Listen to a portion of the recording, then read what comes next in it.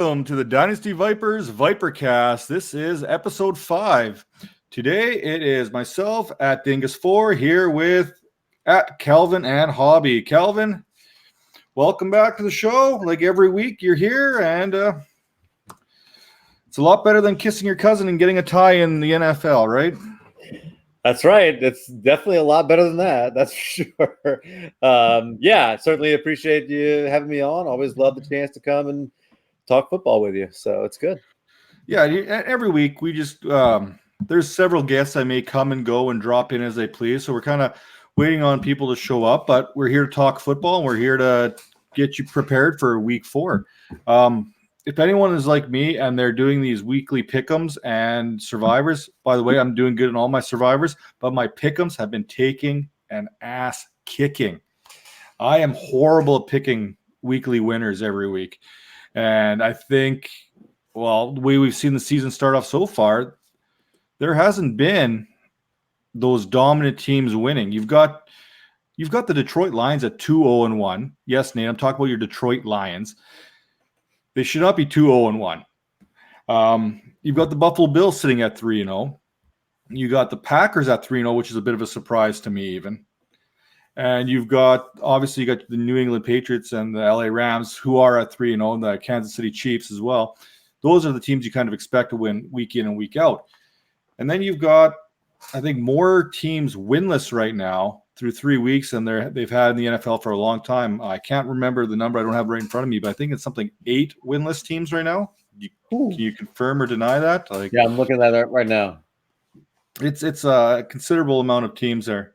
And just remember, guys, send in your comments, and we will definitely get any questions of yours answered right here live on the show. So hopefully that means someone's at least watching or paying attention to us as we go through this whole thing. Without further ado, did you check that out for me or no? Seven winless teams right now. Seven winless teams and 8 teams without a loss. And I use that little asterisk there on 8 teams without a loss because the Detroit Lions are kissing their cousin and got a tie in week 1. Tell me why you don't think Detroit should be undefeated at right now. Not that I'm not saying I think they're a good team, but I guess I'm not super surprised that they are undefeated with their schedule so far. Who'd they beat last week? They beat the Eagles this past weekend. They beat the Chargers, which Chargers on the road the week before, and then tied the Cardinals. Is any game at the Chargers really a road game, though? You really got to ask yourself that question. But for me, I think it'd be realistic. And I think most fans would have expected the Lions to be 1-2, get a win over the Arizona Cardinals. And I think very realistically, losses to the Eagles and to the Chargers would have been expected. So if you're a Lions fan, you're sitting at 2-1. I think you got to be pretty happy with your team's performance so far, despite that loss in week 1, which was pretty heartbreaking because you could very easily be 3-0. Well, it's about to get real because the Chiefs come to town this week. Then they go to the Packers, and then they play the Vikings. So that's not a very good stretch if you are a Lions believer right now. That's for sure. So like I said, we're going to hit any questions that come through here. That means people are actually paying attention to us. So we're going to definitely answer them as soon as we possibly can. Huge debate today. PPR, Chris Carson or Rashad Penny rest of season. Go ahead, Cal. I'll let you take this, and then I'll jump in and tell you you're wrong. It's Chris Carson for me. I know that the fumbles are scary, but right now, Rashad Penny is not healthy enough to play. At least he wasn't this past weekend. And Pete Carroll, Pete Carroll is the consummate optimist. And I don't necessarily believe everything that he says. But what he is saying right now about Carson and his fumbles, he's giving credit to the defensive players for making a good play.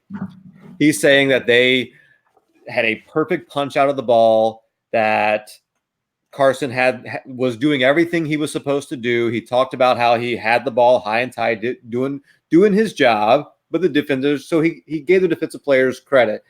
That's the only real thing that you're worried about with Carson. He's going to get the work.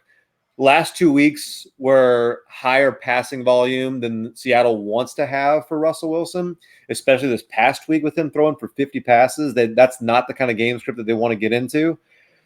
Carson is a guy that's going to get a lot of work. He's talented enough to produce when he has the ball in his hands. If he can just hold on to the ball, he'll keep Penny on the sidelines, in my opinion. And that's what I'm betting on. Yeah, and you know what? I guess I won't be fighting you this week because I agree. Chris Carson's still the back to own in Seattle, but as a fantasy owner, I think you're looking to try and sell on him right now. I was talking with at DFF Shane here earlier today about a trade I was looking at trying to make, and we looked at my running backs, and Chris Carson's sitting there, and we were kind of talking, and it's like, okay, do I trade Justice Hill for Matt Breida right now? You know, yes. I think Breida's the guy you want to own for this season, Justice Hill down for the future. And he kind of goes to me, he's like, well, what about trading Chris Carson for Breida? I was like, ooh, that makes things a little more interesting. Because for me, these fumbles, they're a real concern. They are. But Rashad Penny is not very good, in my opinion. He's got, I think he had a wonky hamstring that held him out last week. But Chris Carson's got to find a way to hold on to that ball. And we know Pete Carroll is a player's coach. He's going to stick with Chris Carson until he absolutely can't stick with him anymore. And maybe Penny may get another shot. But I think for the rest of the season, the answer is Chris Carson over Rashad Penny. We do this sometimes in fantasy football and especially in dynasty circles. We so badly want a guy to be a thing. And so many times they just don't become a thing. Like we did this with Christine Michael. We wanted him to be a thing so bad, and he looked like he was good, and we liked the highlights and all those different things. I think we're doing that with a few guys around the league right now, and I think Rashad Penny is one of those. I don't think – now, if Carson were to get hurt and Penny had the job, I would want him on my fantasy team because I think he's serviceable enough to produce. I don't think he's as talented as Chris Carson is, though, and I think we've now got a couple of years where we've got evidence that the team feels the same way. Agreed. So we're going to keep moving along here. We're going to touch base on some news and notes. Hopefully that helped you out there on that whole debate situation that you had going on earlier. I don't want to say it's the big trade because it's been pretty slow here, but the Seattle Seahawks have traded Vinette to the Steelers for a 5th-round pick. Now, for me, that's more telling on the Vance McDonald situation, who had his shoulder dinged up here, and that the Steelers could be bracing for a lengthy stint on either the IR or a period of time which Vance McDonald's not able to get on the field. Vinette is not that tight end. I think he's got 44 catches and 4 touchdowns since joining the NFL, since being drafted by the Seahawks. So if you're looking at picking up a tight end off of the if you're looking to pick up Vinette off the waiver wire, I think you're better off not picking him up at all. Like, you'd have to be pretty desperate at the tight end position to be grabbing him. Yeah, for sure. Check to see if Dawson Knox is there first. That's for sure. Look at that guy. Vinette's not going to be the kind of guy that's, got a very high probability of ever making it into your lineup as your tight end. And with Mason Rudolph under center, he provided some value to Juju Smith-Schuster this week. He provided some value to James Washington, saw the field a lot more than he normally does. He was around 50% before. He was over 92 this week. That's good. It didn't produce on the field yet. Hopefully, maybe that'll come. But I don't think that he is going to widen the pie enough in Pittsburgh to really make more than 1 or 2 people fantasy relevant. Agreed. Another news here. Shouldn't really be news. Shouldn't really shock us all that much. Jalen Ramsey called in sick to work today. Now, I'm not going to lie. I'm day-to-day just about every day. But I kind of have a little joke here. Did he have the flu or did he have the bird flu? Because the latest rumors are the Ravens and the Eagles are making strong pushes to acquire Jalen Ramsey this season. And I'm starting to really believe that this might be the bird flu that Jalen Ramsey has. Now, I applaud him. He came out and played on Thursday Night Football amidst everything that was going on. He was a professional. He came out there and he played well. But this is clearly an example of someone who doesn't really want to be there, but the team's hanging on to him, and he's still trying to be professional. Now he's kind of like, you know what? I think I'm going to call in sick to work today. Take a maintenance day. What's your take on the Jalen Ramsey situation? I've had that flu many times. Yeah, I understand that flu, especially when I was in college and didn't understand the need to show up to work. I've had that same flu, Jalen. I understand. Yeah, it's a mess. And honestly, I don't know how you feel about this, but I think the way Jacksonville has handled this, I understand you've got to side with the coach over the player. But the right thing to do for Jacksonville, in my opinion, right now, is not to stick by a coach that you're probably going to fire in 2 months anyway, and hold on to the cornerback who is a game changer when he's on the field.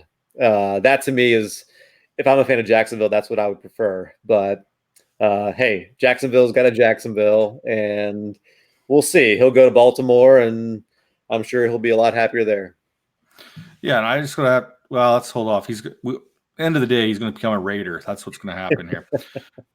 But I have to applaud him for his professionalism and coming out and actually playing week 3 last week there against the Titans, because he obviously didn't want to be there. They had that blow up, but he was professional enough to actually go to work and actually perform on game day. So, and help them get their big win and support the man, the myth, the legend himself, Gardner Minshew.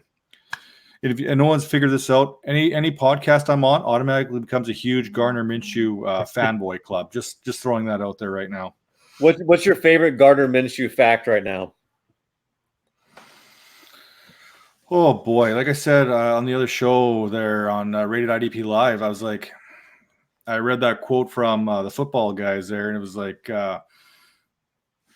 Gardner Minshew visited the Virgin Islands. Now they're just the islands. You know what I mean? That's what I was going to say. I used that in my week 3 recap. Yeah, no, that's the perfect. The man, the myth, the legend, and he performed. Like you said, he's been a very competent starter. It's not just everyone getting on the hype train with Gardner Minshew. It is he performed and did well. So let me ask you this. So that game Thursday night, I just kept thinking this. If I was let's say you're a Tennessee Titans fan, and for years now, you've been hearing about how Marcus Mariota is the quarterback. He's the guy. He's the guy that's going to lead this team to where we want it to go, into the Super Bowl. He's going to deep playoff pushes, all of that. Then you go into Thursday night this week, and Gardner Minshew outplays him by a lot. What must you be thinking if you are? I mean, you've been buying this from the Titans organization now for years. It's not going to happen. And you look over, and a guy was Gardner Minshew drafted? I believe he was. Yeah, I believe Jacksonville did draft him there. 6th round or something like that. Yeah, it was a late. If he was drafted, it was very late. But let's not. Mariota was still a very serviceable fantasy quarterback for you this week.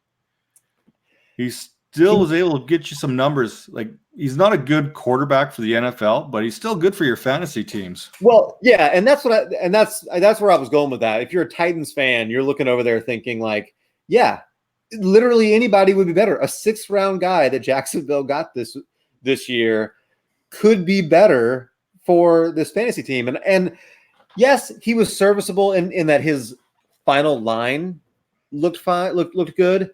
But there's a lot of weapons that have just gone to die in Tennessee. And Corey Davis is not usable right now.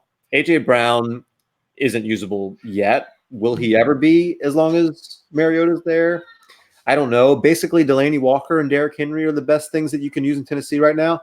He's not adding value to anyone there. And my hope watching this past Thursday is that they're seeing the same thing, and at some point they're going to make a move.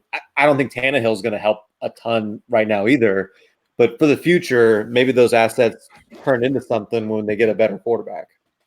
And you know what? Let's not pile on Mariota too much this week, because he was playing as Gardner Minshew, and that mustache probably just put him in a trance. It probably put the whole Titans team in a trance. That mustache, that's what wins championships there. Look back on the old films. Some of the greatest quarterbacks ever had the best mustaches ever. Take a look at some of those. Joe Montana had the Fu Manchu going on there. Aaron Rodgers always busted out.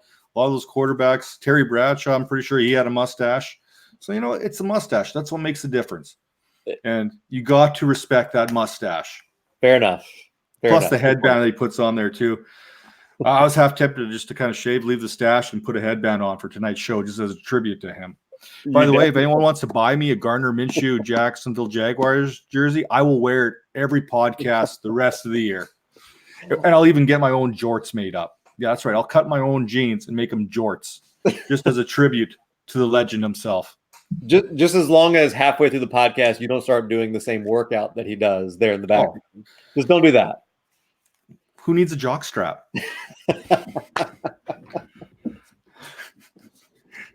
Anyway, moving on to New York City. There's a couple big ticket items that came out of New York City this weekend.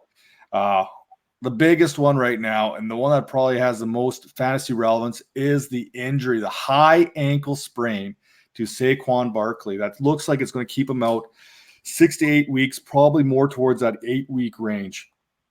There was hope that it was a little bit lower and stuff, and maybe 4 weeks was it, but it looks like it's going to be that 8 weeks. As a Barkley owner, what can you do right now?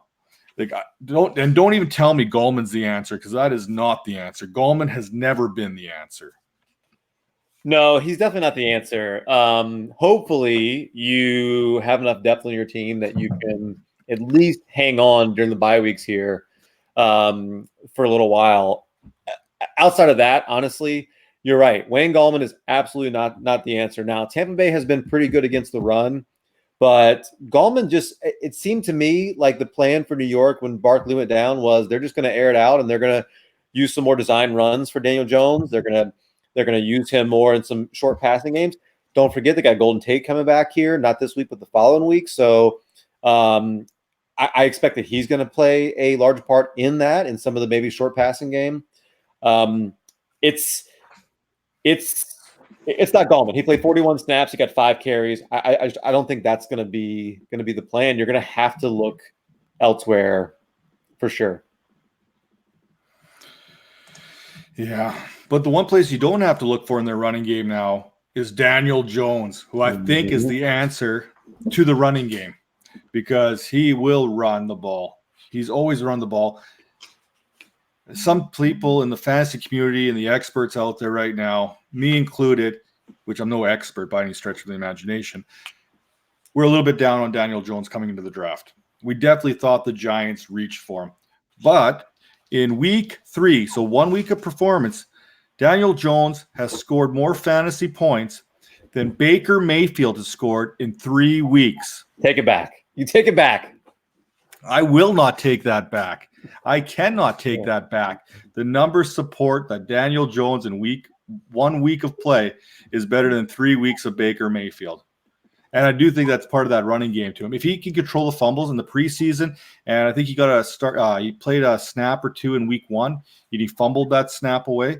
If he can control that, we could be looking at what Josh Allen did towards the second half of the season, kind of performance from Daniel Jones. Now, Josh Allen didn't beat anyone with his arm, but what he did is he took advantage of the game with his legs last year and got you those valuable rushing points from a quarterback, which are even more important than the passing, because on average, I think you get about 1 point per 25 yards in the average league, and you get 1 point for every 15 yards rushing. So if you can get 100 points or 100 yards rushing, that's almost equal to or more than 300 yards passing. So, like I'm saying, Daniel Jones, he's still a QB2 for me. Maybe you might start him in super flex. I don't know how comfortable you can be with him in 1 week of play, especially now that game film's going to start getting out there and whatnot. But it's definitely something to keep an eye on. He's definitely somebody you definitely have to have rostered. If he's not rostered in a league that you're in, even if you're in a 1 QB league, it's good to have him as your backup, I think. Yeah, I definitely agree. He's got the Redskins coming up this week. That should be good. He's got the Vikings and Patriots but Cardinals, Lions, Cowboys after that, Jets. His schedule isn't bad, and I'm not a college scout. I don't know. I saw all the uproar when he was taken at 6 this year.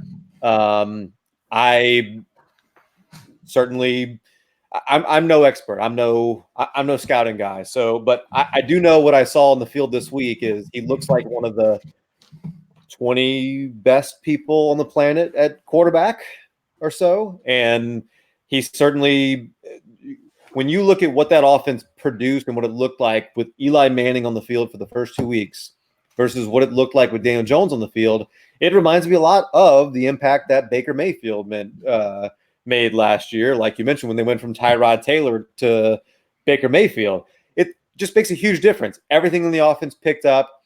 Sterling Shepard looked fired up. Evan Ingram's out there making one-handed catches. He's getting the ball, and he's very confidently delivering it. He reminded me, the biggest thing he reminded me of, not in style of play, but in confidence. I remember it was like week 1, maybe it was in the preseason when Matt Ryan was a rookie. He threw a ball to Roddy White, and it was a big league throw. And he just, the fact that he was confident enough to make that throw and had the ability to make it just proved I belong here. He belongs here. And I think Daniel Jones showed a lot of people that he belongs in the NFL, and he's that Eli's gone. That job is Daniel Jones's now. So I'll ask you this right now. Can you sell Daniel Jones now? Is his value the highest it's ever going to be at this moment? Or do you think he can actually build on this going forward? I don't know that he'll have better fantasy games because this one was, I don't know exactly how many points he scored, but it was a ton. He's had 2 passing touchdowns and 2 rushing touchdowns, 300 plus yards. I mean, unbelievable game. I don't know that he'll have a better fantasy production day going forward, but yeah, I think when he gets more under his belt, his value, I don't think this is the highest his value will ever be. No. All right, so that's this week's news and notes, brought to you by me, because I had to pay for the Podbean, and Gardner Minshew's mustache, because when you have a drink and it stays in your stash, you can save it for later. Nice. All right, so we want to get into a couple little things here. One of the things that you bring to the DynastyVipers.com every week is your box score scouting. Did I get that right? Yeah. So you've kind of previewed. We haven't released it onto the website yet, and it will be there tomorrow night sometime, maybe Wednesday. We haven't decided yet when we're going to go with it. I guess tomorrow is Wednesday. This is what happens when you have like 12 kids. You lose what track of date it is.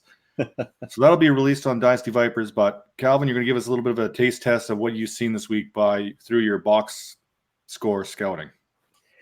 Yeah. So first of all, one of the things that jumps out, and I'm looking at targets, I'm looking at usage, I'm looking at what just questions that I have going into it that can be answered through the box score. And so Marlon Mack, for instance, goes into this game. He wasn't super healthy. He was banged up, but he got on the field. He played.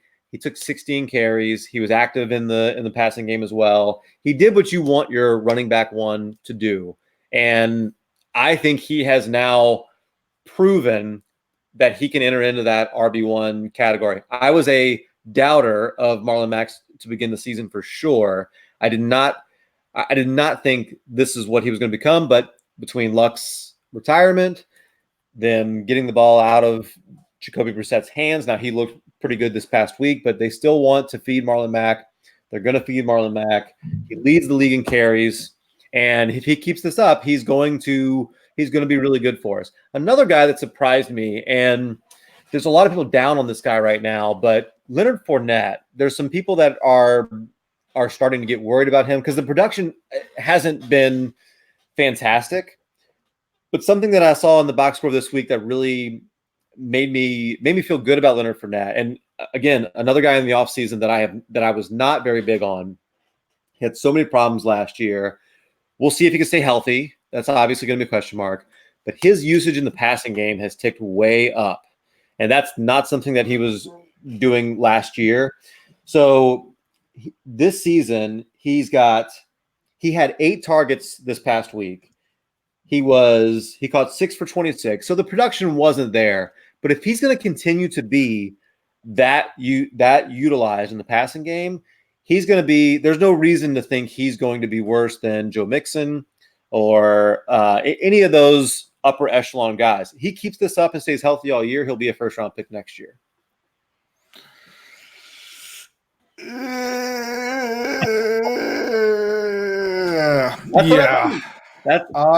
You know those guys I talk about every week, that whether they perform or they don't perform, the Sammy Watkins, the John Rosses, the Leonard Fournettes. I cannot and will not own Leonard Fournette in any of my leagues. And it's not because of his talent. His injury history and his durability scare me away from, if I'm trying to acquire him, I'd have to buy so low that whoever's trying to sell him to me won't take the offer anyway. That's how low ball I'd try and make that offer. Mm-hmm. And if I have him, I don't even know how to value him to sell him because I am so low on him. There's those guys. Everyone has those guys that they're absolutely against, whether they perform well and you have to eat crow on it, or you're just sitting there ready to do a victory lap when they crap themselves on the field, right? Mm-hmm. Which, by the way, every opposing defensive player does when they see Gardner Minshew's mustache. But this segment brought to you by Gardner Minshew's mustache. Gardner Minshew's mustache. Real men have a stash. Yeah, so Leonard Fournette is that guy for me that I just can't get on board with him. And there's no way in hell I am drafting Fournette regardless of what numbers. If he can stay healthy all season this year, I'm still not touching him in the first round. But that is my complete bias. Please don't go and take this for straight to heart and be like, well, Dingus told me not to draft in the first round. I'm not drafting him in the first round, regardless of what the numbers say, because I just won't touch him. There's no way you're going to see a Leonard Fournette on my team. Yeah, and I think there are a lot of people that feel that way. And again, I was not big on him over the offseason. I'm not saying I've moved him way up, but what you've seen so far that's encouraging is his usage in the passing game. Another guy who is getting so I'm going to stop you right there. So who's getting used more in the passing game right now, Leonard Fournette or Stefan Diggs? It's definitely Leonard Fournette, unfortunately. So I will here on this show right now admit probably again that I was wrong on Stefan Diggs so far. He's going to make a comeback. He's going to get those points, but I own him in so many leagues right now that he's not going to do nothing until I trade him. I'm sorry, guys. I refuse to trade him because I won't get the value I want for him because I believe he's a top 12 wide receiver. And I have been completely wrong.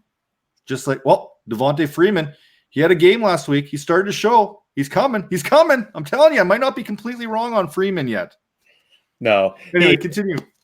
Well, I'll touch on Freeman. His usage was way up. He played like 90% of the snaps. But that's because Ito Smith got a concussion early in the game, and they were forced to use him a lot more than they wanted to. And he was okay. He didn't do great. I think he had 80 yards. I don't think he did very much in the passing game. He was okay.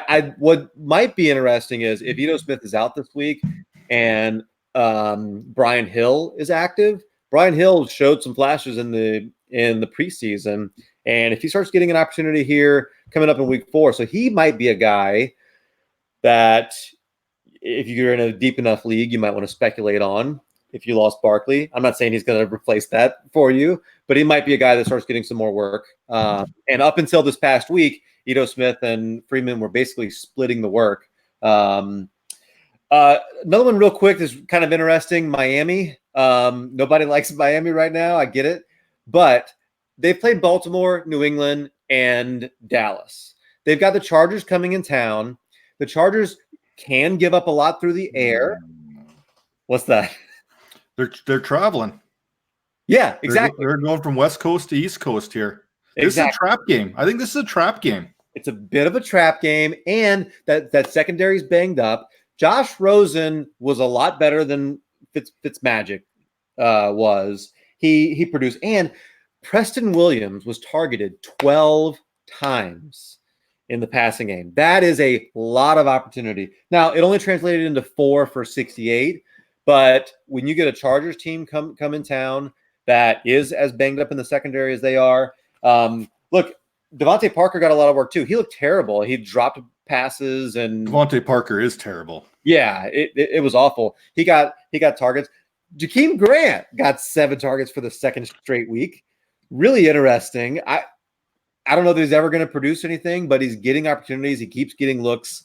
I think he's maybe at some point going to have one of those games where he becomes a waiver wire guy for you. But everybody wants to sell all their Miami Dolphins shares right now, and they're selling him for dirt cheap. If you can go buy him, I'm not saying buy him and put him in your starting lineup, but I think they've gone through a very brutal schedule and things are going to clear up for them. So I'll touch on this point with when you brought up Preston Williams there. And if you go back and take a look at if you're doing your box score scouting on Preston Williams and Rosen together in the preseason, this shouldn't surprise you. Week 3's results from Preston Williams and Josh Rosen were connecting in the preseason. Now, I know it's the preseason. They're going against the second-tier starters from the other teams, second-tier starters, the backups from the opposing teams. But they definitely had a connection working together, and they've developed that through the offseason. And Preston Williams has always had the talent. It's the off-the-field issues that have held him back. That's what held him from getting drafted this year. Preston Williams for me, and I plugged him in one of my leagues. In 2 of my leagues, I started him this last week, and it paid off. Really? I have no problem starting Preston Williams. I grabbed him everywhere I could. If he's on your waiver wire, I think you have to do yourself that, unless you're on a really short roster, you have to get yourself some Preston Williams, because I think him and Rosen are going to be the number 1 connection in Miami, and we know that team is going to be throwing the ball a lot because they should be trailing. Now, an interesting side note, I did my weekly pick'ems this week, and I took the Miami Dolphins at +16 against the Chargers. I really thought about this long and hard, but the Chargers, they got to travel across the continent here, and they are banged up. Now, last year, the Chargers were very good on the road. Let's not kid ourselves. The Chargers played well on the road last year. I think they were even better on the road than they were at home. But then again, most of their home games are really road games. So it's really tough to say there. But they traveled really well last year. But I think if there's a game that Miami's going to cover the spread, I don't think Miami wins this game. Don't get me wrong. The Chargers should win this game. But I think it's going to be in that 12 to 14 range rather than that 16-point spread that they currently have right now.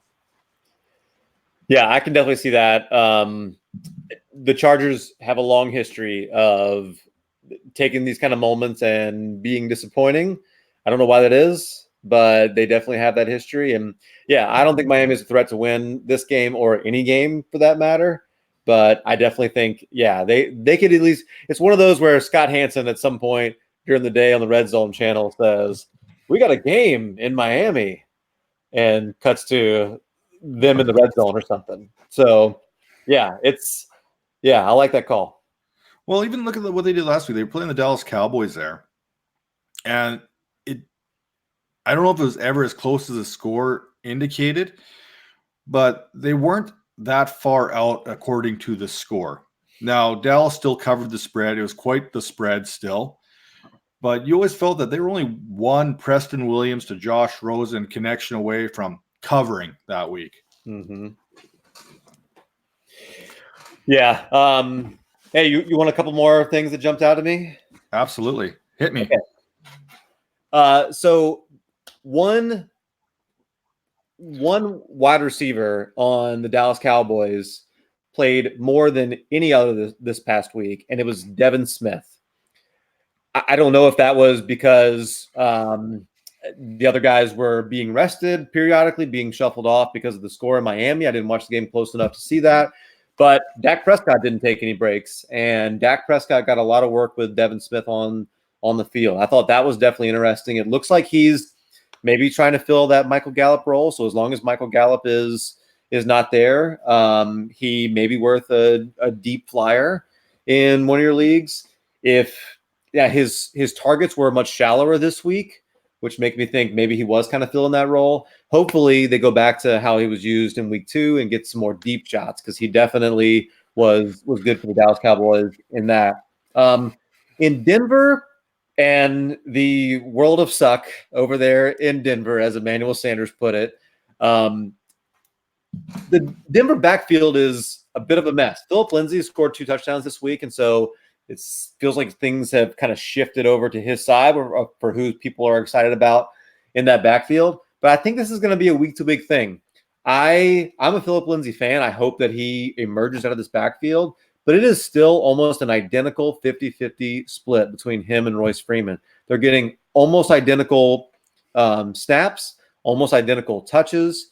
Their carries, their targets even have been identical basically every week this year. That is as close to an even 50-50 split as anything that I've seen. But if I'm not mistaken, Lindsay actually made the most of his snaps there, both on the ground and in the passing game.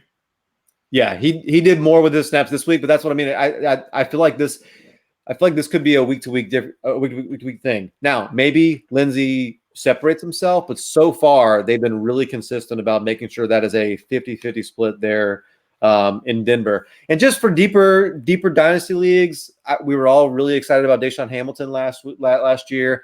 I think that's over outside of an injury to Emmanuel Sanders. He's getting almost nothing there. One quick note: people are ready to sell Davante Adams. They're really frustrated with him. Do not do that. Davante Adams is fine. He only got 4 targets this week. Aaron Rodgers already came out and said that's not enough. He's going to get a lot more work. He faced Chicago, Minnesota, and Denver in his first 3 games. That will kill the fantasy value of almost anyone if they face those 3 teams in a row. Don't sell him. He's going to have like a 15 target game this week, like Mike Evans did, and bust right out of this. Put him in your DFS lineups. He's basically a lock. So you said he's faced the Broncos. You said he faced the Vikings, and he faced the Bears. So I'm going to go and give a little bit of a little tutorial here. Now, don't get me wrong. Adams, so this is going to be a squeaky wheel gets the grease week for him. He's going to get 10 to 12 targets. He's going to go off this week. You're looking at a team in the Eagles right now that have been they've struggled a bit in the secondary. They've, if I'm looking at my numbers correctly here, week 1 they gave up 17 points. This isn't half PPR because that's just the league I pulled up quickly. Terry McLaurin got 17 points against them. Kelvin Ridley and Julio Jones got 18 and 22 points. And then Marvin Jones last week hit him up for another 17. So this is Davante Adams' breakout week. Mm-hmm. If you can, try and buy low now, because if anyone's dumb enough to sell him, this is the time to do it, and he's going to go off. Now, we talk about that competition he faced.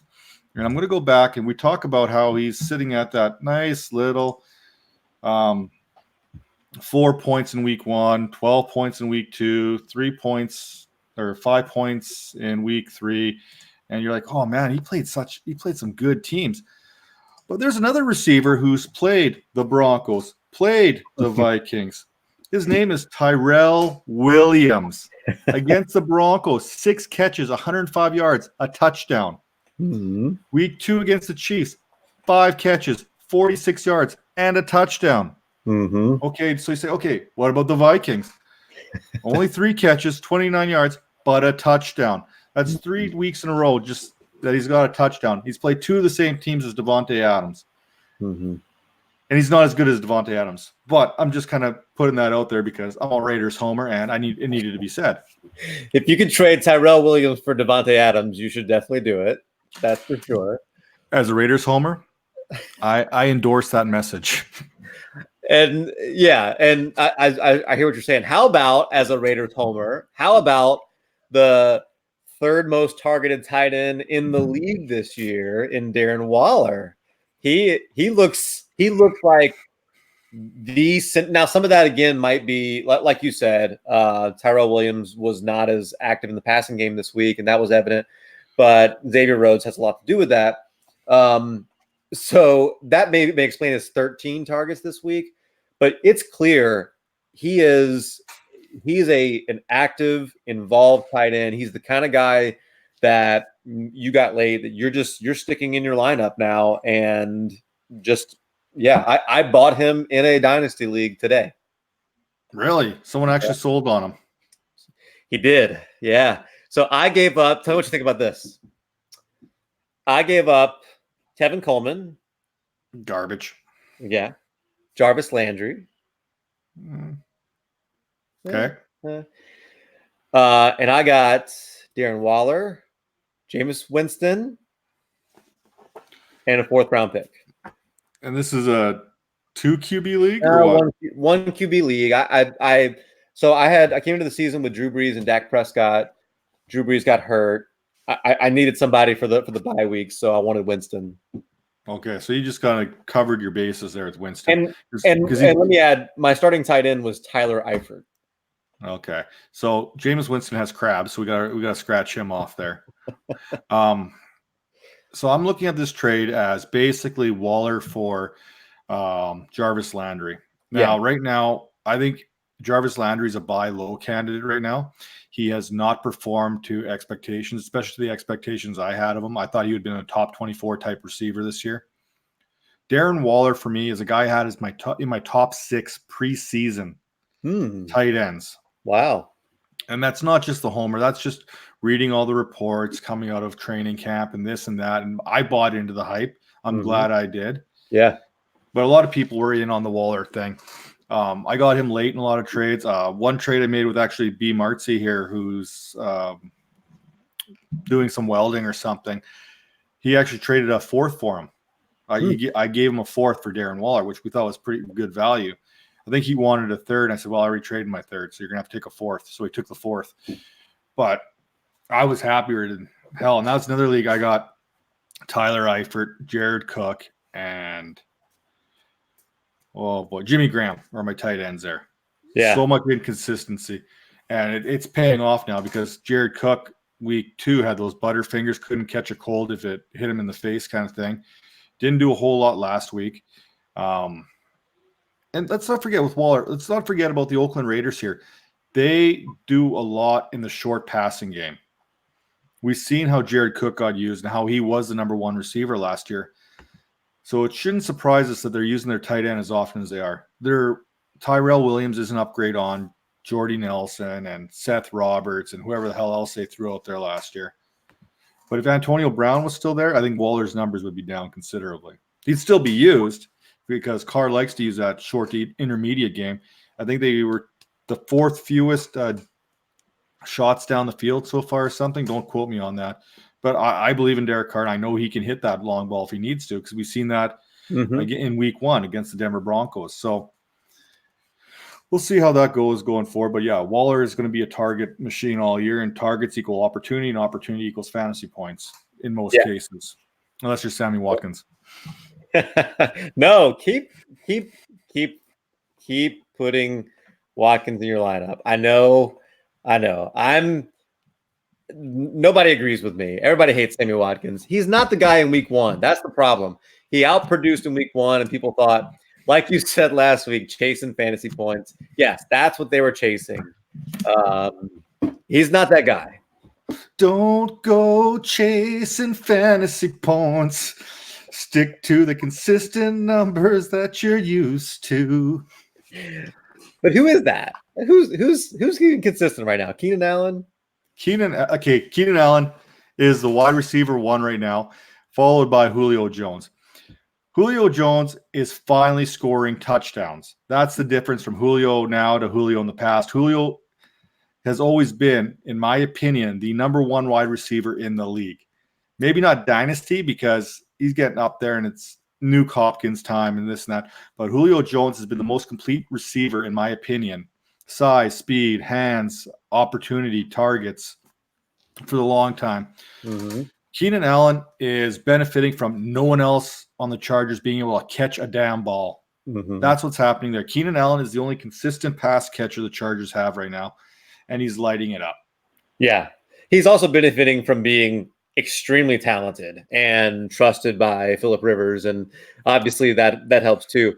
Interesting. So he leads the NFL in targets right now. No surprise, Michael Thomas is there, number 2. Tyler Boyd is number 3, but number 4 is Christian Kirk. Now, one of the reasons why I think Christian Kirk, maybe there's a small window to buy him right now, is because he has not scored a touchdown. Yeah. But I think those are unpredictable. He has been targeted in the red zone. It's not like he doesn't have any red zone targets. It just hasn't worked out yet. And I think it may be time to put in some offers before that gets going. Now Larry Fitzgerald has, I think, just one less target, so he's right up there too. That Arizona passing game is going to produce a lot of targets and a lot of opportunities for those players. But let me ask you this: is Christian Kirk right now, is he worth a 2020 first? And if so, how high? If you're in a win now, you want to win this season, you're going to make a push for the championship. Your pick is likely a later draft pick in that 8 to 12 range. Yeah, okay, pull that trigger because you're going to get value this year and you're going to get value going forward. Mm-hmm. I don't know if I'm willing to, if I'm in a rebuild like a top 5 pick, I don't know if I'm willing to trade Jerry Jeudy or DeAndre Swift or Taylor or any of these guys for Christian Kirk. I guess it would, and it doesn't even matter my roster construction. If I'm 0-3 right now and things are not looking good, I'm probably keeping my picks. You know what I'm saying? Mm-hmm. But if I'm in that 8 to 10 range, 8 to 12 range, and I want to get over that hump, I think Christian Kirk could also do that. I also think you can use Larry Fitzgerald because the one thing in Arizona, they're running plays. Mm-hmm. Their quarterback is mobile. Now, we haven't seen him run and get points with his legs yet, but teams are scared of that. They're playing a lot. I don't know what the numbers are right now, but teams are playing zone a lot more against Arizona than they are playing man-to-man. Because when you play man-to-man, your back is turned to the quarterback. That's when he can make up those yards. If you're playing zone, you're sitting there, you're watching the quarterback, and you've kind of got a spy on him. You can see him coming towards you. When you sit in zone on Larry Fitzgerald, he is going to kill you. Yes. Larry Fitzgerald was Julio Jones before Julio Jones. You know what I mean? If Larry Fitzgerald wasn't like 35, 36 years old already, or whatever that number is, he would still be a top receiver in this game. And every year, in every redraft, in every dynasty, in every startup, Larry Fitzgerald drops drastically because they think this is his last year. This is his last year. Well, he's like the Frank Gore of wide receivers. Mm-hmm. He's getting up there in age, but he's still going to put wide receiver 2 numbers up there for you every single week. And you're seeing it this year. And if teams are going to continue to respect Kyler Murray and his running game, Larry Fitzgerald is going to eat all season sitting in that zone coverage. And he can still make plays once that ball is in his hands. That's a really interesting point about the defenses that they're playing against him, and you're probably right. And that probably has limited his rushing. He's still top 5 in quarterbacks and rushing this season, and even with that, had 60-something yards this past week. But I have no doubt that he's smart enough, and his coach is smart enough that when that defense changes and they stop giving him that, and maybe they man somebody up on Larry and on Christian Kirk, that he'll take advantage of that and he'll run more. Another thing that jumped out at me was interesting in the Arizona game. Damiere Byrd is playing more than any of the other wide receivers, and it's not translating into fantasy points, and it probably won't unless there's an injury to Christian Kirk or to Larry Fitzgerald. But in case there is, that might not be a bad idea to have in a much deeper league. I've got some leagues where I've got him rostered just in case, because he is seeing the field a lot.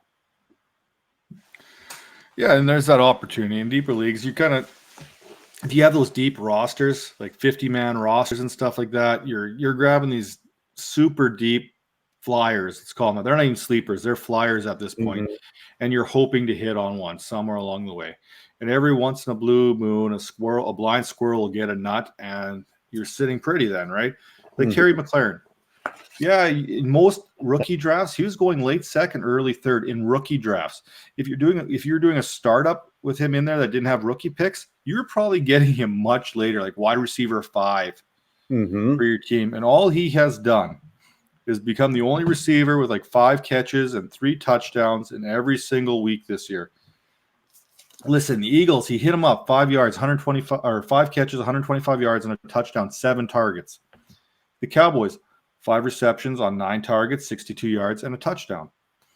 The Bears, another great defense, 6 catches, 70 yards, a touchdown, 8 targets. Mm-hmm. Now he gets the Giants, the worst, or not the worst. There's still, I think there's someone worse than them actually. Pass defense in the league. This is one of those games where I'm almost scared to start him because everything is lining up for him. This could be a trap for me, but you're firing him up there. I'm starting him over Stephon Diggs. I'm starting him up over Will Fuller. I'm starting him up over probably every wide receiver in the league, with the exception of maybe 15 of them. He's probably literally, I haven't done my rankings yet. I'll probably hit those up tomorrow. I bet you he falls in the 16 to 18 range for me this week. I was just trying to look, and he's looks. I'm eyeballing it here, but he's roughly 12th in the NFL right now in receiving yards. He's scoring. He's doing everything you want out of a wide receiver one. We talked about him 2 weeks ago after week 1, and I've mentioned him every single week in my write-up. I put in waiver claims for him after week 1. He looks the part of a wide receiver one. He's playing 97% of the snaps. He's getting the targets. And if you watch the games, he just looks good. Like, he looks the part of a guy that is going to earn the trust of every single quarterback that he has. And right now it's Case Keenum. And Case Keenum isn't great. He's been serviceable for them. But hopefully pretty soon, maybe it's going to be Haskins. And I have no doubt that he will earn the trust of Haskins. He's winning with guys draped all over him. He is still coming down with the ball. And yeah, I'm not a college guy. I'm not a scout. So all I know is what I've seen on the field in the NFL. He belongs. And I think we're going to see him even grow even more once Case Keenum is replaced by Dwayne Haskins, and he gets his quarterback from college throwing him the ball as well. I think you're going to see him even jump up. So I don't know if his value is going to get any lower than it is right now. Yeah, another guy. Sorry. And we talked about this before. He's competing against Quinn and Richardson for targets. This is not a hard competition for him to win. There's not much competition for targets in Washington right now. So. No. Other than Chris Thompson, maybe. Chris Thompson. Yeah, Chris Thompson is probably the other guy. And I like Paul Richardson, and I think he's, in a lot of cases, worth starting. He's getting a lot of work too. But there's just a difference. McLaurin jumps off the screen, or his nickname, Scary Terry, jumps off the screen when you watch him play. Richardson is fine. He's serviceable. He's whatever. He doesn't have that same excitement that you see on the other side of the field. Yeah. So do you have any other games you want to touch on here quickly, or? Just quickly, James White was out this week. And so, then you get a game script where New England is ahead the entire time. You think that's a Sony Michel type game, but Sony Michel played 17 of 77 snaps this week. That is terrible. Rex Burkhead dominated. He played 57 of the snaps. Was on the field for all but 20 of them. And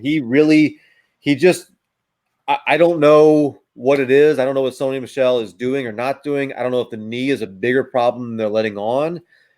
I thought Sony Michel could be an offensive player of the year type candidate coming into the year, because I really thought that the Patriots might shift their focus a la John Elway and Terrell Davis, start riding the back, and they haven't done it.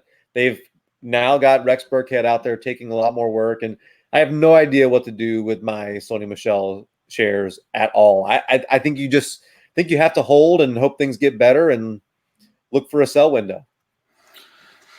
Yeah, I don't know what to make of Sony Michel either. I drafted him in the SFB 9 that's put together by Scott Fish, by the way. If you haven't had a chance yet, or you haven't done so yet, please go over to fantasycares.net there and make a donation.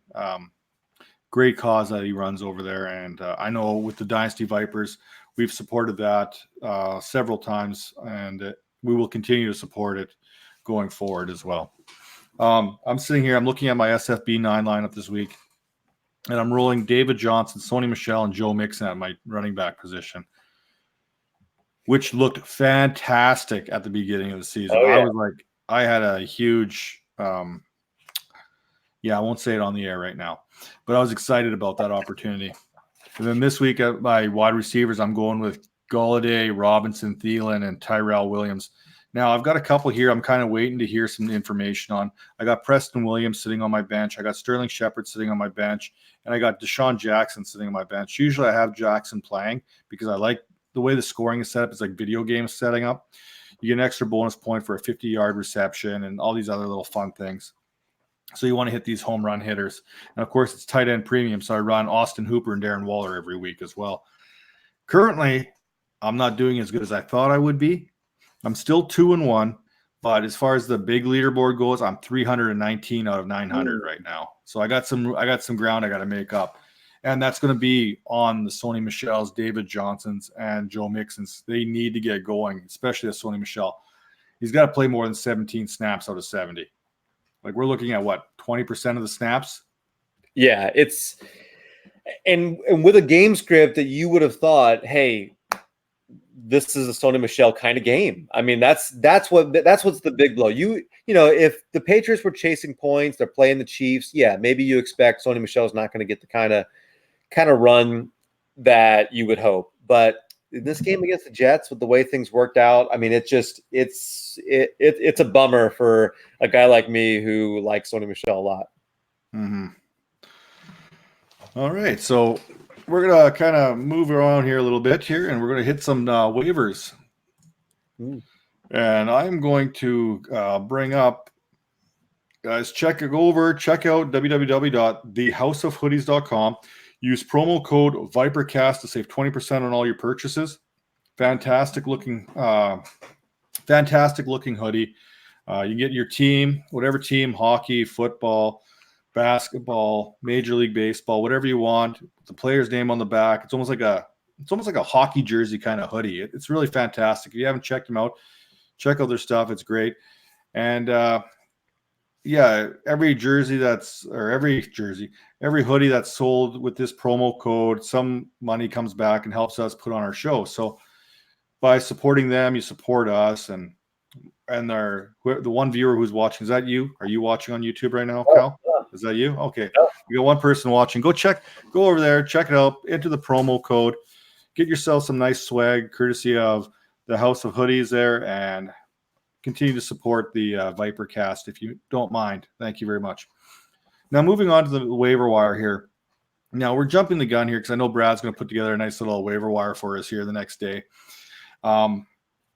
First off, go check your waivers right now for Golden Tate. His suspension ends after this week. He's got a 4-game suspension. Sterling Shepard's there. Golden Tate and Evan Ingram for Daniel Jones. Eli Manning is not the quarterback. Daniel Jones is the quarterback.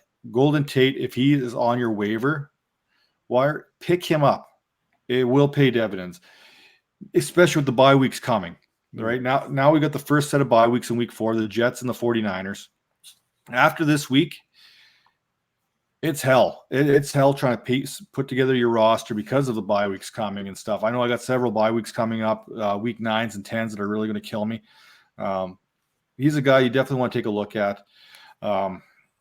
If you haven't picked up Nelson Aguilar, I kind of hold the red flag on him a little bit. I'm still not sold on him. Alshon Jeffrey looks like he's going to be back for Thursday Night Football. So I know a lot of people are really promoting Aguilar here for this week. I'm not sold. Alshon Jeffrey will be back. Deshaun Jackson's coming back soon. And we'll see Aguilar go back to his normal role of not doing anything. Ronald Jones is another guy that you should check to see if he's on your waiver wire. If he's on your waiver wire, he needs to be picked up. He looked like a man possessed running the ball against the Giants. He had some big carries. He was big, he was strong, he was physical at the point. And I'm not even going to bother pointing out some obvious ones like DJ Chark and Wayne Gallman is on your waiver wire. Leave him on there. You can pick him up, but don't start him. Maybe pick him up, possibly trade him to a Saquon Barkley owner or something like that. But he's a guy I'm not touching. Now, a guy I am touching is Chris Herndon with the New York Football Jets. Another player like Golden Tate coming off a 4-game suspension. He will be back so the Jets are on a bye this week, so week 5. He'll be back week 6. Mm-hmm. But this is about the time you want to start planning to have that tight end coming back now. And once he comes back, towards the end of last season, 6-7 games, he put up top 12 tight end type numbers. So he's definitely somebody you need to have on your radar. And it's better to strike now than wait an extra week and miss out on an opportunity to grab a guy like that. Kind of going through, I'm looking at some of the deep guys here. Preston Williams, if you're in any league with me, he's not on your waiver wire. He's not there. But if he is, you got to scoop him. You got to put a good chunk of your fab on him, or whatever you got to do. You got to get him, because we know the Dolphins are going to be throwing a lot. There's a connection between Rosen and Williams that you want to take advantage of. Another guy there, 2 other guys that are kind of surprising. Adam Humphries had a good week there at the Titans there last week. He was targeted quite often by Mariota. And Deontay Johnson with the Steelers. He looks like he's going to get that wide receiver 3 role. He's going to be on the field a lot going forward. Opportunity will be there, but you did want to touch on Humphries a little bit, I think. Yeah, well, just finally, he saw the target share we were kind of hoping for him, and the target share that he got the year before in Tampa Bay, and he produced. So, yeah, Mariota is tough to trust for me right now, and certainly when we got 3-game sample size and only one of those games has the kind of targets that we were hoping for, he was hardly used at all in the other 2 games. So I'm not ready to put him in my lineup, but yes, that's exactly, he's got the talent that if he's going to be out there and Mariota's going to be looking for him, you would definitely want to have him. Okay, speaking of talent, we're going to talk Cam Newton here. Well, can I add a couple more waiver wire guys? Yeah, no, I'm still going to talk the waiver wire. I'm going to get to Kyle. I want to get to Kyle Allen here with the Carolina Panthers here. It looks like Cam Newton's going to miss some extended time with that mid-foot sprain, or the Liz Frank is what you're calling it. If it's that Liz Frank and he has to go for surgery, that is going to absolutely destroy Cam Newton going forward. I know I've already dropped him in 1 QB leagues right now, and he's definitely a guy. Kyle Allen in 2 QB leagues, you're picking him up, and you're probably starting him. He was throwing that ball pretty good there, and it was kind of funny that one meme that you've seen it going across the board there, going back to about 2-3 seasons ago. I think Cam Newton was playing football with this little kid warming up his arm, and everyone joked that kid was Kyle Allen. Well, Kyle Allen performed well last week there, and I don't see him stopping. He actually did something that the Panthers haven't done all year, that Cam Newton hasn't done all year. Got DJ Moore and Curtis Samuel involved in the passing game. So you wanted to add some more waiver targets there for us, eh? Yeah, Kyle Allen's a good one. Kyle Allen balled out this week. He, like you said, he took some of their offensive weapons and made them useful. Now, DJ only got 2 targets, but he did get that 52-yard touchdown, so that helps you out a lot. I think that's more about matchup. Arizona's terrible against the tight end. And I think they like Curtis Samuel's matchup a little bit better, who had 7 targets. DJ Moore's fine. But yes, Kyle Allen, Liz Frank injury. I remember Detroit Lions running back. Was it Kevin Jones that had that and just completely derailed his career? And every time I hear that now, that's who I think about. And every touchdown Kyle Allen throws, that injury is going to get pushed back further and further for Cam Newton. So a couple other ones real quick. Philip Dorsett is an interesting guy. He saw the field more than any other wide receiver in New England this week. He connected with another touchdown. He got 7 targets. Anybody getting that much work for Tom Brady, that's a guy that I'm definitely interested in. Mac Hollins. So Alshon Jeffrey is probably coming back this week. Mac Hollins and everybody's all on JJ Arcega-Whiteside, right? But honestly, it was Mac Hollins that saw the most opportunities and played the most out of those guys. If Alshon Jeffrey's back, I think it's very likely that it's J-Jaw that gets moved back to the bench, and Mac Hollins still has a role in the offense. So that's a deeper guy that you can go look. I mentioned Damiere Byrd. That's a deep guy worth adding. And back to Carolina, for the first time this season, Christian McCaffrey took 5 plays off. It's the only 5 plays he's missed all year. and it was Reggie Bonifin that filled in. So we got our answer to our question on who, or at least some evidence as to who the backup would be should he go down. So that is a handcuff that I think you need to own. Alexander Madison is a handcuff that you need to own. I'm not sure exactly, that there's a lot of other situations like that, but that is those are two positions where that running back could step into a lot of work if they get it, if they're forced into action. Yeah, speaking of Christian McCaffrey, can I start taking my victory laps about taking McCaffrey over Barkley yet, or should I just hold on a few more weeks?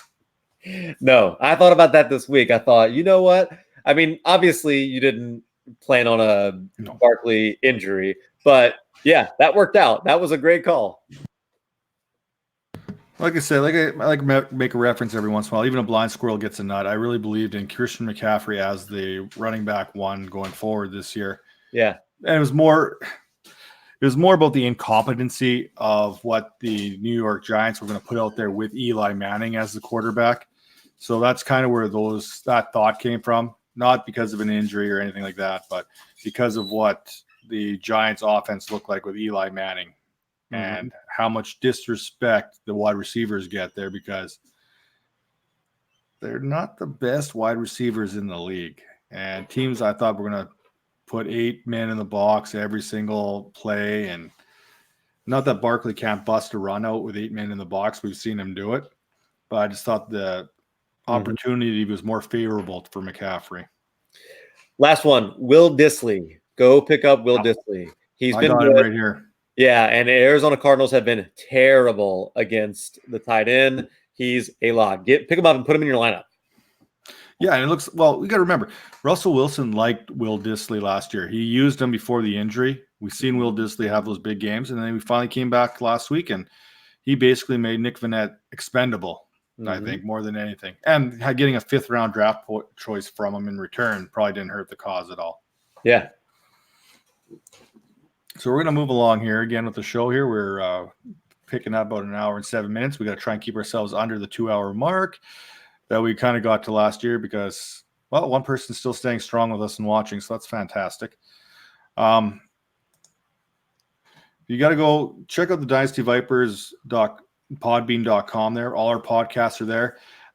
They can also be found over at the dynastyvipers.com. Make sure you check that out. Download them. Do what you got to do. Make us feel important. Make us feel special. Cal will go around and give you a hug. Each individual that goes and likes it, he'll make a personal appearance at your home and bring you some gumbo. Also, we want to give a shout out to our friends over at DC4L Custom Tees.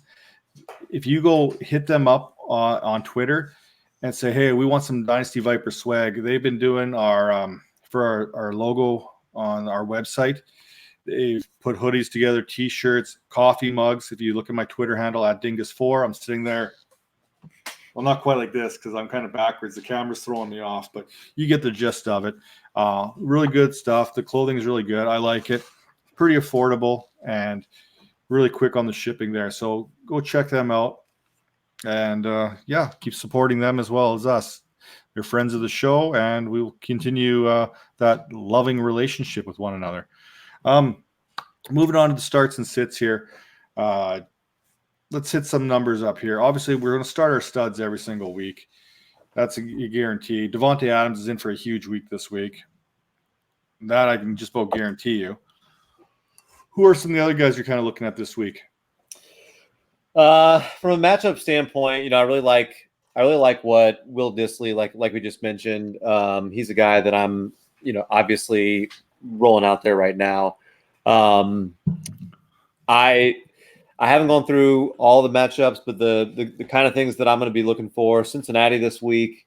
Cincinnati is oh shoot, sorry. I pulled up the wrong thing. Forgive me. I was about to say the Giants, but they're not playing the Giants this week. Cincinnati is playing the Steelers this week. So that is an interesting one to watch. James Conner, don't get him out of your lineup as well. That's another one.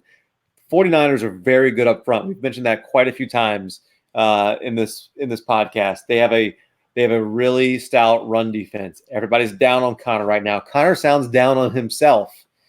What you want to see when you are down on yourself, you want to see the Bengals coming into town.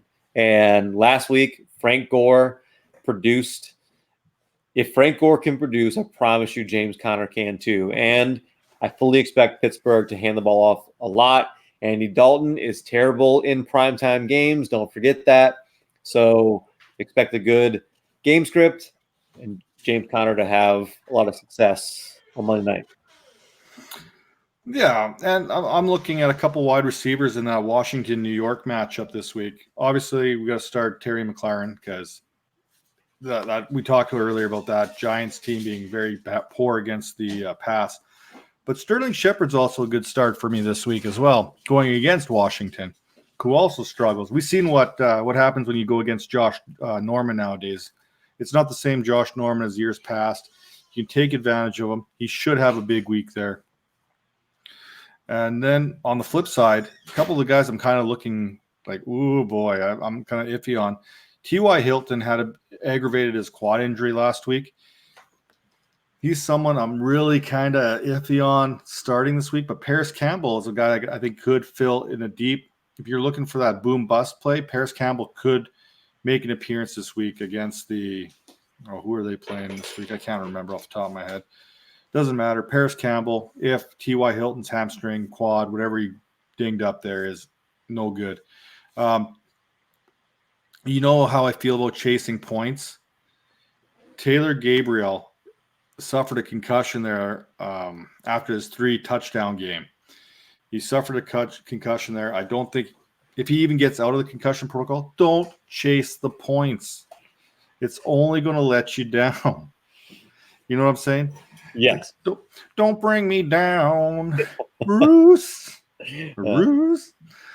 So those are kind of the guys I'm looking. I'm avoiding them altogether. I'm not touching. I know it's going to be hard not to start T.Y. Hilton, but that quad, hamstring, whatever he tweaked, is a real concern for me. I'm not sure he's going to play. I think he might. That would be best if he could make that decision for us, or if the Colts could. Which I don't know how do you not know who the Colts are playing this week? They're playing. I don't want to know. I know exactly who they're playing. The Raiders. And as far as I'm concerned, everyone on the Colts can get injured this week, and let's get the Raiders that second win of the season. Which, by the way, if you're checking your standings, they're in second place in the AFC West. Just saying. Look out. But so on quarterbacks that we're starting or not starting this week, Josh Allen has been pretty good for us all year, but he's got the Patriots this week. What do you think about Josh Allen or really any of the Buffalo Bills when New England is literally number one right now in every defensive category? I'm willing to take a risk on John Brown this week. I got no problem. I think that's the one guy. Well, no, there's two guys there because Frank Gore can still do Frank Gore kind of things. They never bet against Frank Gore, so I'm not going to bet. I'm putting him in my lineups anyway because it's Frank Gore. No, you can't play him this week. Absolutely, I'll play Frank Gore this week. No way. You just watch. They're going to be more concerned about taking away Josh Allen's running game and deep balls, and they're going to be about Frank Gore. I wouldn't be shocked if you see Frank Gore get a touchdown and 80 yards rushing this week. That's my prediction because they're going to be so focused. What the Patriots do is they take away your best player. Josh Allen, the Buffalo Bills' strength is Josh Allen's legs and what he can do with his legs. So do you remember what they did against the Rams in the Super Bowl? You've seen it against what the Rams happened to him even this week. They take away that outside game. They're going to try and keep Allen inside that pocket by putting defenders to the outside and keeping him from getting outside. That means Frank Gore is going to go up the middle there, and he's going to scratch around 4 yards of carry, and he's going to do this several times in the game. He's going to get a couple bigger runs. A touchdown and 80 yards for Frank Gore this week. There's my bold prediction. Apparently, I didn't think it was bold, but apparently your reaction is telling me that's pretty bold. Well, that's basically his line when he played the Bengals this week, who at home, which is one of the worst run defenses. Now the Patriots statistically are the best, or one of the best, or whatever. I would be shocked for sure. I'm not playing Frank Gore this week. An interesting one to me right now is Tampa Bay has been very good against the run. Some of that might have been matchups. What about Todd Gurley this week? Because Todd Gurley has been a little bit disappointing. His usage in the passing game is what is really kind of concerning to me. What do you think about taking Todd Gurley to the bench this week? That's a tough one. It's hard to put Todd Gurley on your bench. And because I invested a first or second round pick on him, I'm probably putting him in my lineup. But I am tempering those expectations. That Buccaneers defense under Bulls is legit. They've been balling out the first 3 weeks. They've looked really good for the most part, except for when the Giants tore them apart last week. Todd Gurley doesn't need much. He's going to get out of it. I think he's getting healthier and healthier each week. His usage is going up as far as his carries go. He's getting 0 targets in the passing game. So that is a concern of mine. Mm-hmm. But I am starting Todd Gurley, but I am tempering my expectations for him because let's face it, I've had to temper my expectations on him pretty much all season so far. So that's not going to change. And I still believe you got to start your studs regardless of the situation. Yeah, and Sammy Watkins is not a stud, so don't start him. Speaking of studs that you do have to make sure that you start, Joe Mixon in your league, make sure that you are starting him. The Steelers have not been great against the run. I fully expect for him to get utilized a lot, and I think he's going to have a much better week this week. So yeah, I think start Joe Mixon. Chris Thompson is another deep PPR guy that I really like. The matchup is pretty good this week for him as well. And a deeper flyer. How about Justin Jackson? They're playing Miami. Obviously, Eckler's going to get a lot of work. He's going to help in there. I know we expect the game to be close, but there's a chance that it couldn't. Deep flyer. Justin Jackson could be worth a look to. Yeah, and I'm just going to throw a few more starts out there in the running game. Josh Jacobs this week. We talked about squeaky wheel, getting the grease kind of thing. The Colts have a bit of a leaky run defense right now, but the biggest thing out of Oakland right now is getting him more involved in the passing game. If Josh Jacobs can get more involved in the passing game, and we know we can handle that, we've seen it in Alabama and when he's had a chance to do that, he could have a big week against the Colts this week and get involved there. 2 other guys I'm really looking forward to. Another rookie, Miles Sanders. We're seeing him get more and more involved in that Phillies in the Eagles offense, and they get Green Bay this week. So the Packers are stronger against the pass than they are the run. So I think this could be a Miles Sanders kind of coming out day. Plus, he looked pretty good in the passing game too. So we'll see how that translates. And Shady McCoy. I am kicking myself in the ass for benching him last week. I pulled him out of my lineup at the last second. I fell for the Twitter trap. I read an article. He was running behind Darrell Williams, and I should have thought better, and I did not think better because Darrell Williams is horrible. He's almost as bad as Damian Williams. I took Shady out of my lineup, and all he did was score 2 touchdowns. He did. But I think what you did was good process. It just didn't lead to good results. Now, I know Shady McCoy, look, I like him too, but it's true. He was running behind Darrell Williams. He only saw 26 offensive snaps. Again, he got the 2 touchdowns. Maybe he's their goal line back, but he saw less rushing attempts. He saw less targets than Darrell Williams. It's clear to me that they like him. They trust him. They want him to be on the field in important spots, but they don't want to give him a huge workload. And I just don't know if he's going to see less than 30 snaps a week. He's not going to score 2 touchdowns with that kind of usage. So I'm not saying you start Darrell Williams either. I just think this is a backfield that could potentially be a little bit of a mess, much like the first one that you mentioned, Philly. Whereas we talked about Royce Freeman and Phillip Lindsay being an almost perfect 50-50 split. The one in Philly is a 3-headed split. Darren Sproles Miles Sanders, and Jordan Howard all are playing almost identical number of snaps, 27, 26, and 25, respectively there, with Darren Sproles being the one that saw the field the most. Darren Sproles is getting almost no work, but Howard and Miles Sanders are splitting the carries, roughly the same targets right now. Now Miles Sanders looks a lot better, but this is kind of the MO in Philly. They like mixing things up. They like pulling pieces in. That's the main reason why I'm not big on Nelson Aguilar, is because he led him in targets this past week, but who knows? It could be literally anybody this coming week. That's just kind of how things go in Philly. Yeah. Speaking of common things, I think we're going to see DJ Moore and Curtis Samuel continue doing what they're doing. It's going to become more and more common, especially with Kyle Allen throwing the ball. Mm-hmm. I think you can get both of them in your lineup as a wide receiver 2, wide receiver 3 kind of things. Terrell Williams, you're putting him in your lineup too because he's a Raider. And he's been their go-to guy. He outside of Waller, he's a guy you want to get in there. Temper expectations, wide receiver 2 kind of thing. Marquez Valdez-Scantling. Sure, the Packers are going to feed Devontae Adams this week, but Valdez-Scantling is going to get some numbers too against that Eagles secondary. If there's a weakness on that Eagles team, it is that secondary right now. We've seen it so far. And here's one for you. We talked about him earlier. Jarvis Landry against the Baltimore Ravens. Baltimore is not as strong against the slot receivers with Taven Young out of their lineup. That is something that you want to watch this week. If Taven Young is out, and I believe he is, I don't follow the Ravens. I'll leave that for Ryan.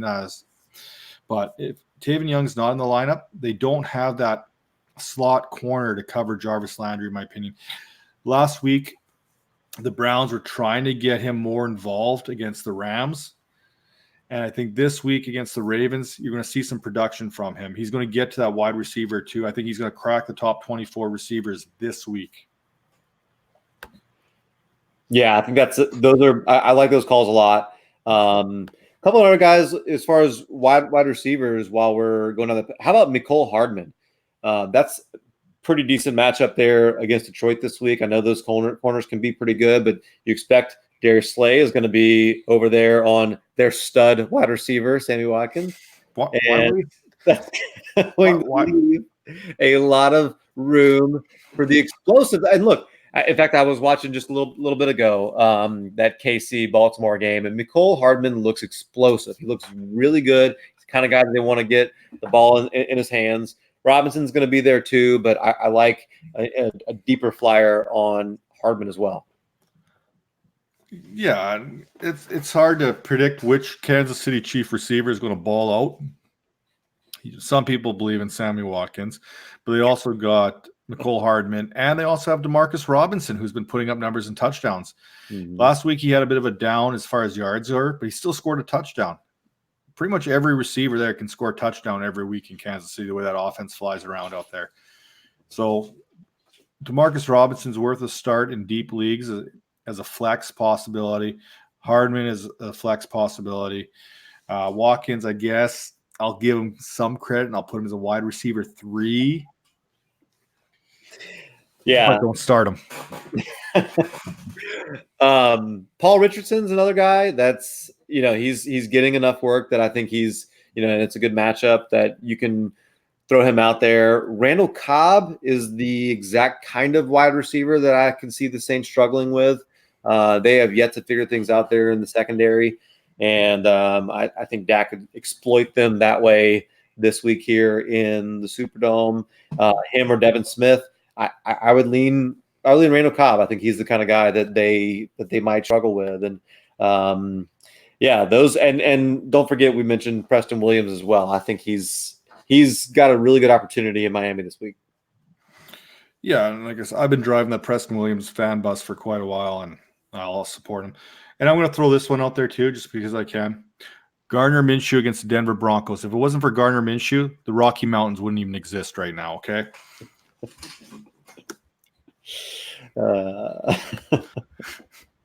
That one might bite me in the ass later. That's good. That's good. Hey, you got to stick with it. You got to go with your gut, right? Yeah. And that Denver Broncos defense hasn't been as good as advertised so far.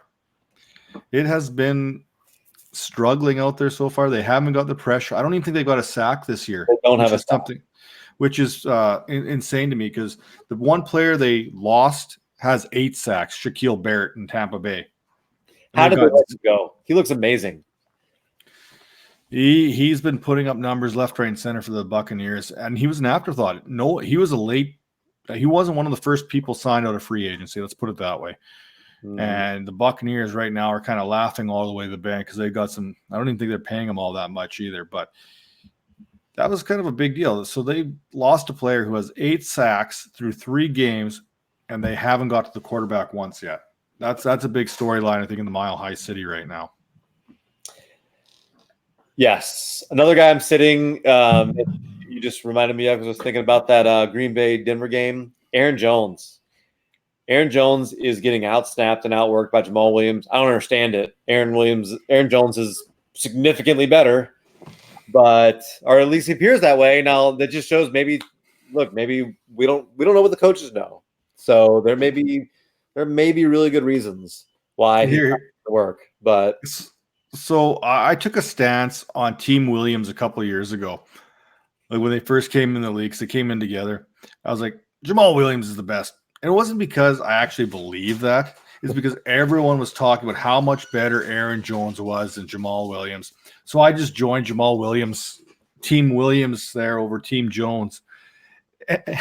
And people on the Team Jones get right offended by all this. Like, I really don't have a dog in this fight. But the one thing you cannot ignore is the snap counts. You can argue that the film is showing that Aaron Jones is better and this and that and his yards per carry and this and that. That's all fine and dandy, but it comes down to the coaching staff and how they're going to use you and how they want to use you. And there's got to be a reason that they feel Jamal Williams is getting these snaps. Now, is that an Aaron Rodgers thing where he feels more comfortable with Jamal Williams' protection? Does he not trust Aaron Jones? We don't know this kind of stuff, but there's got to be a reason, like you said. If everyone says that the eye test is telling them that Aaron Jones is the better back, then why is Jamal Williams playing so much? 22 snaps last week. That's just it's not.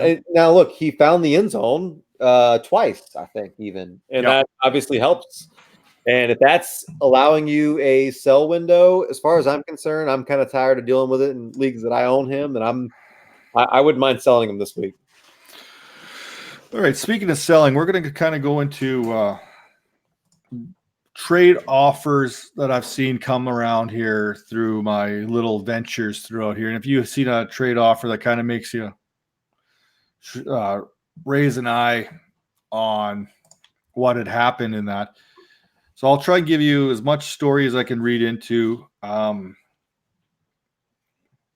the first one, there's a team, the first couple trades here, it's a team they want to go into a complete rebuild. Mm-hmm. So the first trade they made was they gave up Julio Jones.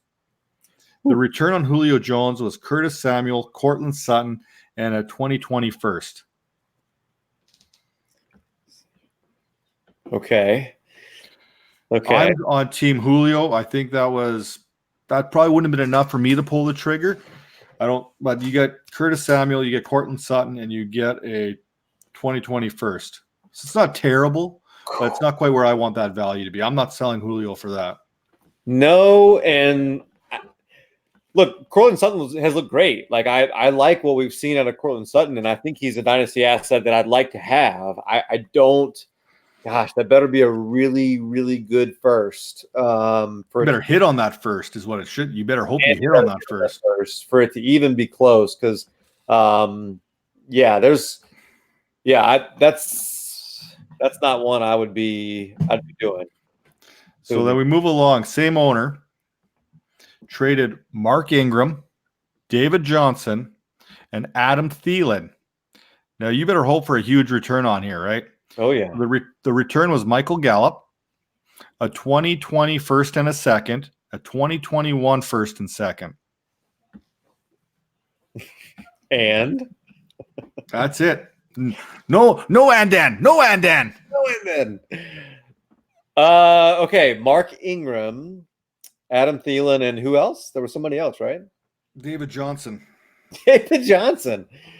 Whoo. Okay. So if I So start, I'll break it down here. So the thought is that David Johnson is a little overvalued at this time. Fair enough. So yeah, basically, you break it down a few ways. Gallup and a first for Thielen. Will you trade Gallup and a first for Thielen? no. Okay. Ingram for a second. This is Definitely. Dynasty. Now, You're not. Ingram's older, and I get like there are a lot of people who are down on him, but Ingram looks awesome. He looks, and I know you were on Team Ingram with me, and yeah, I'm not selling him for a second. That's for sure. Same owner. Traded Drew. This is Dynasty. Drew Brees, he traded. The return on Drew Brees was Damian Harris, Marquez Valdez-Scantling, and a 2020 second. Okay, that was better. I'm okay with that. Is it a 1 QB league? 2 QB. Okay. Yeah, that one's better. Do you feel that's fair value for Drew Brees? That's fair value.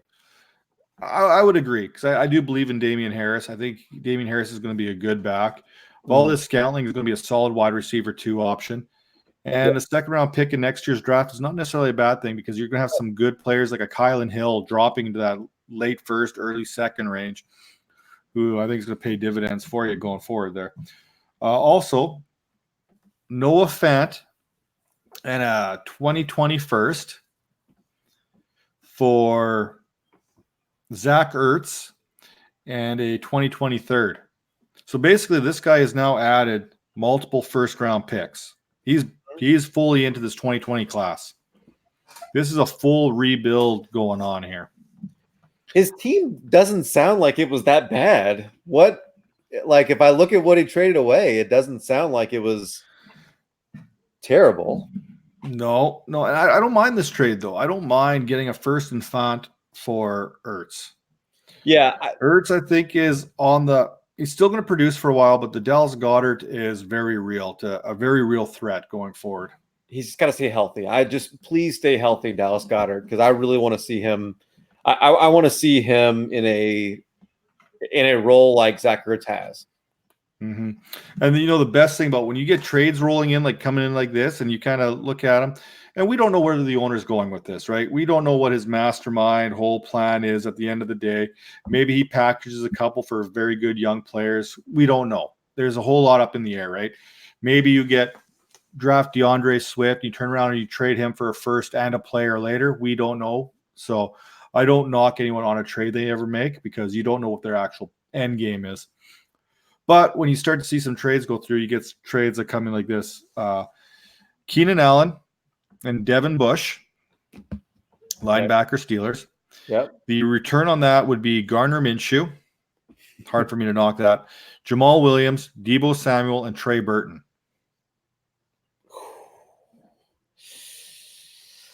Well, I mean, on the one hand, you're getting Gardner Minshew. The legend. The legend. On the other hand, you're getting mere mortals. So, you got to go with the legend on that.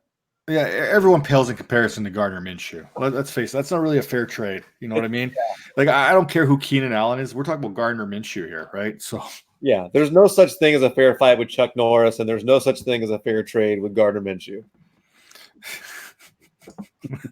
You heard it here first, folks, and it wasn't for me this time. My other favorite thing is when an owner goes out there and they put on the message board, I am blowing this thing up. I'm 0-3. I suck. I traded a first-round draft pick for Stephon Diggs this year. Now I'm 0-3. Now I'm an idiot, yada, yada, yada. Someone give me something to make me fix this whole thing. So then you get people sending trade offers. So I'm going to try and pull up a few here that I've seen with an owner saying, you know what, I'm done. I'm blowing this thing up, et cetera, et cetera. Someone send me something. Let's see if I can find some of those transactions that came through there. Do do do do do do. Do do do do do do do. Come on, MFL, show me how this works. This delay in the broadcast is brought to you by my fantasy league as I try and figure out things. MyFantasyFootballLeague.com. Let's see here. Maybe under trades and offers. That's probably what it is. Okay, so we've got Superflex. Sometimes he's probably watching. I'm pulling this out of one of my own home leagues. He's probably going to catch this and whatnot. This is actually one of mine. This is my trade. I'm the one who said I suck. I traded for Stephon Diggs. I gave up a first. This team's brutal. Bail me out, people. Okay. The guy offered me Adrian Peterson, Nicole Hardman, and a 2020 first. Superflex for Joe Mixon and Dak Prescott. No, that one's not close. No. So I counter. And here's what I do to counter. I say, you know what? I'm going to do all these things. I'm going to pull up the fantasy trade calculators. And I'm going to try and see if I can come back with something. So I counter with a 2020 first, Miles Sanders, and Calvin Ridley for Dak Prescott and Joe Mixon. Every trade calculator still says Dak Prescott's got the edge. So I send the screenshots of these trade calculators. I say, tell you what, this is what I'm looking for. Whether you pay it or not, I don't know, but this is what I'm looking for. It says the advantage is still to Team Dak. I don't believe in those things. Well, I don't know what you were looking at to send me Adrian Peterson to begin with, but. Well, so probably nothing. And unfortunately, we have a tendency to overvalue the players on our team and undervalue the players on the other team. And a lot of times, he says, gosh, Miles Sanders is awesome. For me, if I was him, I would do that deal. To get Dak and to get Joe Mixon, you're buying low on Joe Mixon and you're getting Dak, who's a top 5 quarterback in a Superflex league. That's huge. And I'm giving up Calvin Ridley. It hurts. I don't want to give up Calvin Ridley, but you got to give to get. Give up Calvin Ridley. Miles Sanders, who I love his talent. But again, he's stuck in Philly where I don't know that he's going to get the usage that you hope for. In your case, you can hold on to him. You're rebuilding and hope that shows over the course of time and that maybe Jordan Howard isn't back next year and he gets a larger share. For me, that sounds like a very fair trade. You would think so, but. And the other thing I hate, and I know it's probably like this for anyone who's on the Twitter and anyone who talks fantasy football, you proclaim your love for a player. You know how hard it's been for me to acquire any Gardner Minshew? Really? I cannot get any more Gardner Minshew since I've come out with my proclaim my love. Now the price for Gardner Minshew's turned into Keenan Allen. You know what I mean? You'll hate it, but I have a league where Gardner Minshew and Mike Davis. This is a 1 QB league, so it's not a 2 QB league. That changes things.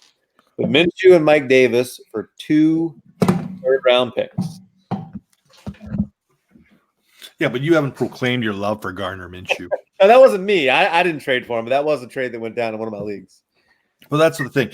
You get into leagues, your league mates follow you on the Twitter. They follow you on the website. They check this out. They know where you're at. It makes trades a little more difficult because, like I said, I'm like, hey, what do you want for Gardner Minshew? Oh, you like him, do you? Well, I like his mustache. That's really where it is. It's his mustache. Let's call it the way it is. Well, I see you got Julio there. Maybe we can trade him straight across. Or, you know what? How about Patrick Mahomes? Yeah, let's go Gardner Minshew for Pat. Like, whoa. At least buy me dinner before right. we make this deal. So I feel like I'm winning somewhere on it, right? But that's where we get it. When we get on here, we get our ideas out there and we get our thoughts out there. It's out there for everyone to see. And basically take advantage of, right? I don't mind paying a little extra, but all my league mates know I'm a pretty stingy person to trade with. I do fall in love with my players. Like we talked about earlier. I do probably have a higher value for them than other people would have for them as well. And yeah, so that's kind of where it's at on that one. So I can see where you're going. I know how difficult it is to make those trades because you do fall in love. And I've seen it with other owners. It's funny because you get into these trade talks. You're like, what do you want from him? Oh, no, he's untouchable. Okay. Really? What about this guy? He's untouchable. Right. Okay. So but now Adrian Peterson, yeah, I'll trade. I'm willing to deal him. Yeah. I'll just send me Joe Mixon in return. I think I'll be okay with that. Yeah. I think you know what? I'm not quite into that Joe Mixon for AP. You know what? Throw in Dak while you're at it. Yeah. You know, if you could just take the players I don't like and trade me players I do like, that would be great.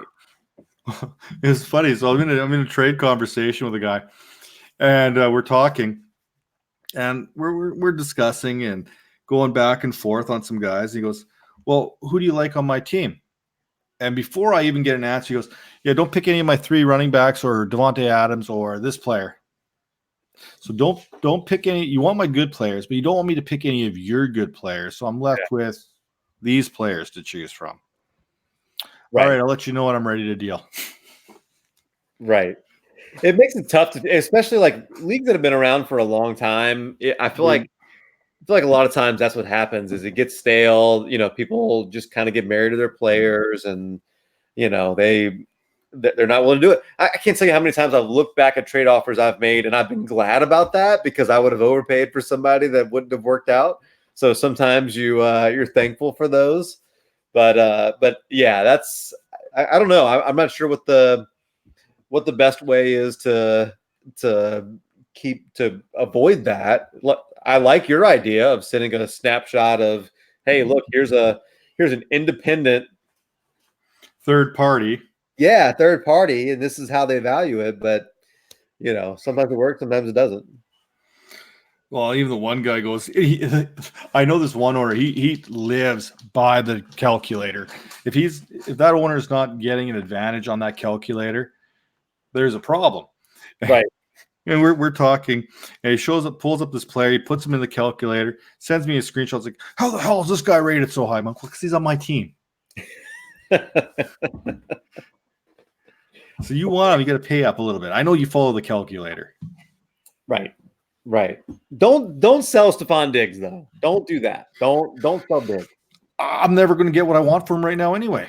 No way. That's the truth. You know what? You're not going to get Stephon Diggs value. I'm not going to get a 2020 first for him right now. I'm not going to get my pick back in that league. It's not going to happen. He's still so you got to hold him. Still one of the most talented wide receivers in the league. Kirk Cousins is not great. Hopefully, I guess what you're hoping for is that they trade him, and I don't know where that trade is to that makes sense for him, but there was some trade rumors over the offseason. I don't know if we'll see one this season, but I think you're hoping he ends up somewhere else where he can be utilized better. Yeah. So speaking of utilize, we're going to try to utilize this last couple minutes here better. And just kind of we're going to promote our DynastyVipers.com. Check us out on @DynastyVipers on the Twitter. Just don't expect a response because I'm still dealing with Twitter right now about getting that account unfrozen or whatnot.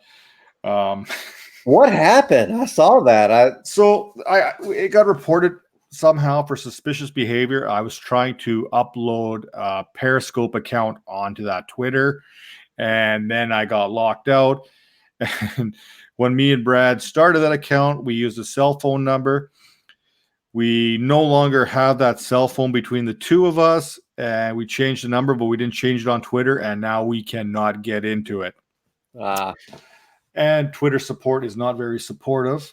So we're trying to, I have no idea if someone out there knows how to work that thing. Not going to lie, I have no technical expertise whatsoever. So yeah, hit us up. Tell me what to do to get that thing unfrozen. Again, guys, make sure you're sending us any kind of questions you guys have. You can either send them right to me at Dingus4 on the Twitter, and I'll talk about them on air here. If you can get YouTube in the comments section, send it up there. We'll get any questions that come in. We're going to answer them as quickly as we possibly can, and hopefully help you out with your lineup. Unless you're trying to get Sammy Watkins to start, then I'm probably not going to be much help to you. But that's neither here. Sorry? When's the next show? Next Tuesday. I think we're going to set this as our normal time, about 9:30 Central. Every Tuesday is kind of what we're targeting right now. We're going to probably throw in a couple special pods together for you people on Friday nights or a Saturday night, depending on what the podcast is. We want to talk a little college football a little bit later here in a couple weeks, once the dust kind of settles. Talk a little bit of the 2020 draft, a little early look into what's coming on. We got some special guests coming up for that show. Once we kind of iron out those details. We're still putting out the content over at dynastyvipers.com. Check it out. You'll catch a lot of Cal's work over there. You'll catch some of my work. B Marcy throws some stuff out there as well. So make sure you're following at Calvin and Hobby, at B Marcy. You can follow me if you want. You can troll me, whatever. I still stand by the fact I'm Canadian, and no one bothers to even waste their time on trolling me. So somebody do it. Somebody set up a burner account and do it. That's your job. The one guy who was watching this for this one, that's another thing that you need to do right there. It might even be my wife upstairs watching, so I don't know. she might be on the YouTube watching the show right now. If you are, I love you, honey. Even better. You should do it. I might even make another Twitter account there separate from the Dynasty Vipers in this one, just so I can troll myself and feel special. I feel like that one kid playing in a sandbox all by himself right now. Right. Everyone else gets a little bit of hate mail. I've had a couple here and there, but they've never. Yeah, it's all water off a duck's back. You know what I'm saying? Right. But I haven't had that privilege yet, so that means I haven't made it. Right. That's what I say. Anytime you're getting trolled or some hate coming back your way, you're doing something right. Right. You're doing something. You're challenging the way people are thinking, and you're going from there. It's not a bad thing to have a different opinion than someone, because it tries to change the way they think, and they have. You know what I mean? It's a good thing to have differences in opinions. So. Right. Again, head over, check us out on Dynasty Vipers. Check out the website at dynastyvipers.com. For Calvin, you want to say something real quick? No, just watch the website. I've got I'm 2 games away from being completely done with my review from the week. That'll be up on. In fact, I'll have that finished tonight and sent over. So hopefully at some point tomorrow that'll be up. And watch the Dynasty Vipers Twitter and mine for that, and we'll post when that's up. We'll have a start sit column as well that hopefully on Thursday that will be out on the website. And then let's get some more interaction on Twitter. The more evidence we've got, the more things that are put out on film, the more information we have, the more I think we can help. So let's toss some questions out. Let's get some interaction going. The more we interact, the better. Yeah, and you know what? Please, please, please, because Calvin's constantly seeking your people's approval. Click the like and click the subscribe button there in the bottom. Fantasy Football Addicts here. That's at fantasyfb_addict. They subscribe today. Check them out on Twitter. Support them. Support our friends. And you know what? This is episode 5 of the ViperCast. And we go. Once I hit the end broadcast button.